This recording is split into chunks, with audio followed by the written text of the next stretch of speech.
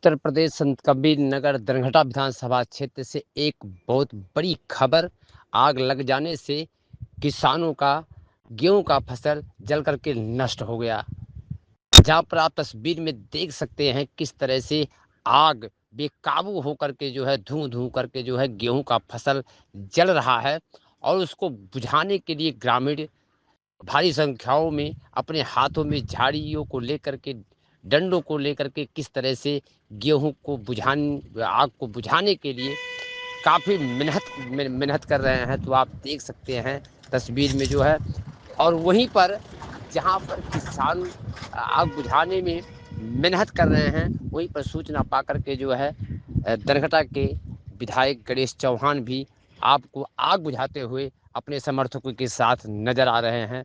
तो इस तरह से आप देख पा रहे हैं किस तरह से अप्रैल के महीने में, गर्मी के महीने में, जहाँ पर गर्मी को लोग बर्दाश्त नहीं कर पाते हैं, छाँव में रहते हैं, वहीं पर गणेश चौहान विधायक अपने समर्थकों के साथ उस आग को बुझाने के लिए, उस गेहूं को फसलों को बुझाने के लिए किस तरह से भारी मेहनत कर रहे हैं, प्रयास कर रहे हैं।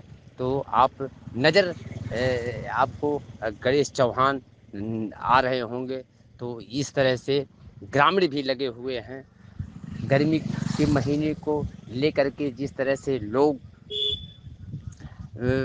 छाँव में जाना चाहते हैं, वहीं पर ग्रामीण भी उस धूप में किस तरह से आग को बुझाने का कार्य कर रहे हैं। तो आप तस्वीर में देख पा रहे हैं किस तरह से धूं धूं करके जो है आग आग गेहूं को जला रहा, गेहूं का फसल नष्ट हो रहा है।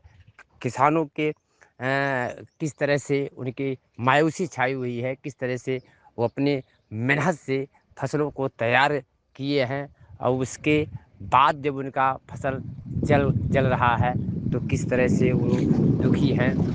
तो आप देख सकते हैं तस्वीर में किस तरह से लोग बुझा रहे हैं, किस तरह से फसल जल रही है, किस तरह से आग का लपटे आकाश में जा रही है, किस तरह से धुआं आकाश में जा रहा है। इस तरह से भीषण आग लगने के कारण गेहूं की फसल किसानों का नष्ट हो गया है।